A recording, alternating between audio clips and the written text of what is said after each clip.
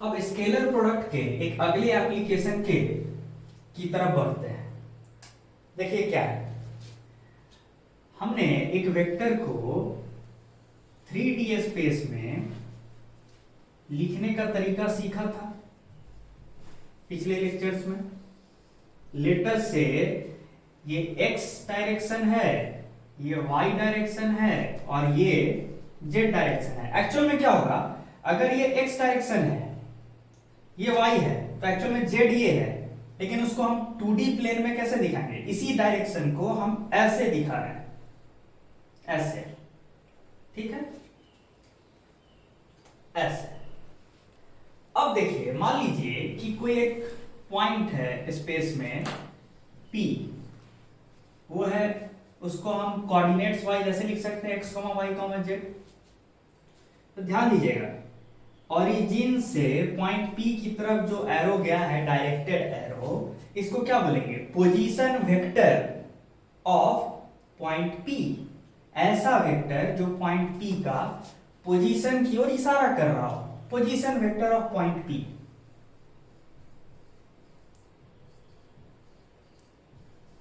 Position vector of point P। और ये क्या है, ओरिजिन है।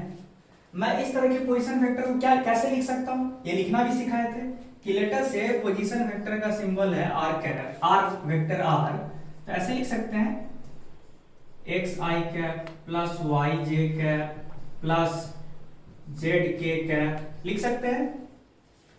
अब देखिए, ध्यान देने वाली बात यह है कि अगर ये पोजीशन वेक्टर आर जो है, ये पोजीशन वेक्टर आर, ये अगर एक्स एक्सिस के साथ एक एंगल बना रहा है जिसको हम बोलते हैं अल्फा, तो बाय डेफिनेशन, बाय लॉजिक भी आप बोल सकते हैं ना कि मान लीजिए वेक्टर आर का मैग्नीट्यूड स्मॉल आर है, तो याद कीजिए, आप ऐसे बोल सकते हैं आर का कॉस अल्फा, आर का कॉस अल्फा क्या देगा, वेक्टर आर का वो कंपोनेंट जो किस एक्सिस के लॉन्ग है, एक्स एक्सिस के लॉन्ग है। या फिर ऐसे ही बोल सकते हैं आर का कॉस अल्फा वेक्टर आर का आई कैप वाला कंपोनेंट दे रहा है, एक्स एक्सिस के लॉन्ग वाला कंपोनेंट दे रहा है, तो हम लिख सकते हैं ना आर कॉस अल्फा जो है इज नथिंग बट क्या होगा, तब तो ये ना होगा, वेक्टर आर का वो कंपोनेंट जो आई कैप के लॉन्ग है, तो कितना लॉन्ग है, एक्स है। सिमिलरली अगर वेक्टर आर वाई एक्सिस के साथ कुछ बीटा बना रहा है एंगल, तो फिर क्या लिखेंगे, आर का कॉस बीटा बराबर वाई। अच्छा, यहां पे ध्यान देने वाली बात यह है, एक कंफ्यूजन क्या होता है, सो ध्यान दीजिए, लोग को लगता है कि अल्फा बीटा सेम प्लेन में है, तो उनके मन में क्या जाता है कि अल्फा जान गए तो बीटा भी तो जान गए, क्योंकि अल्फा प्लस बीटा 90 डिग्री होगा। नहीं, अल्फा प्लस बीटा 90 डिग्री नहीं होगा, क्योंकि 3D में देखिए, ये जो पॉइंट P होगा ना, कुछ ऐसा होगा, ये ब्लू मार्कर को देखिए, इसका टिप पे कहीं पे पॉइंट P होगा, ऐसे होगा, तो 3D में है ये वेक्टर आर, ठीक है। और अगर ये है वेक्टर आर, इमेजिन कीजिए, तो ये है अल्फा, ये है अल्फा, ध्यान से देखिएगा, हम दिखा रहे हैं। और उसी तरीके से अगर ये वेक्टर आर है, तो ये है बीटा, ये वेक्टर आर और वाई एक्सिस के बीच का एंगल, साफ साफ देखिए, ये एक ही प्लेन में नहीं है ना ये दोनों एंगल, इसलिए अल्फा और बीटा का सम ये 90 डिग्री नहीं होगा, ये तब होता जब एक्स वाई प्लेन में ही आर वेक्टर रहा होता, तब अल्फा प्लस बीटा 90 होता। इस बात पे भी ध्यान रखिएगा। सिमिलरली अब हम डिस्कशन कर रहे हैं कि लेटर से ये वेक्टर आर था, तो ये वेक्टर आर जो जेड एक्सिस के साथ एंगल बना रहा है ना, उसको लेटर से गामा कहते हैं, ठीक है, गामा। ये जो आपका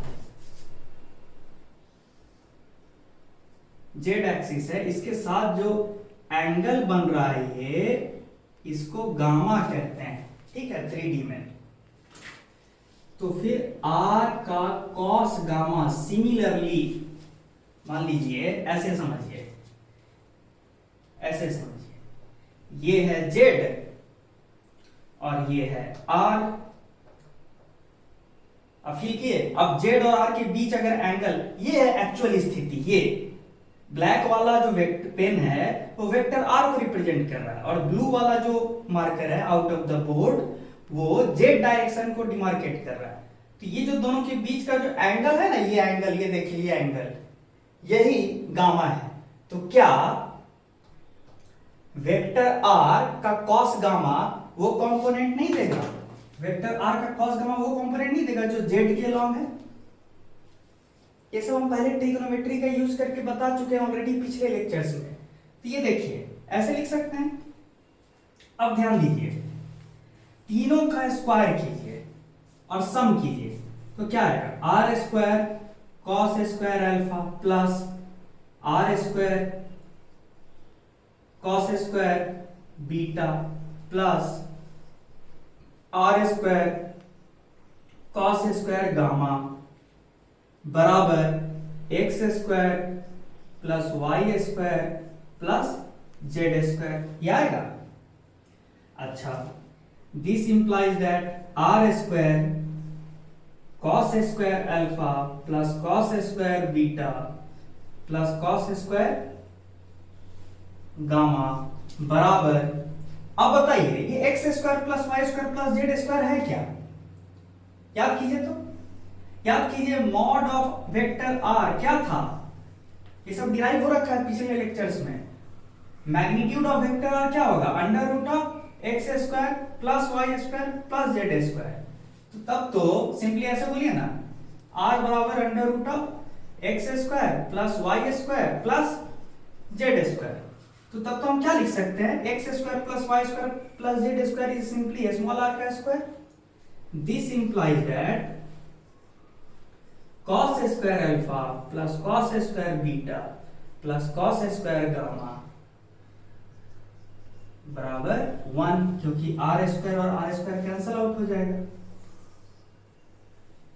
नहीं हो जाएगा। देखिए ये और ये कैंसल आउट नहीं हो जाएगा। Very very important result. क्यों? देखिए ये अल्फा और ये बीटा और ये गामा बड़ा इंपॉर्टेंट एंगल्स है। अगर मैं किसी भी वेक्टर का ये तीनों एंगल बता दूं ना, तो इनडायरेक्टली उस वेक्टर का मैं क्या बता दिया?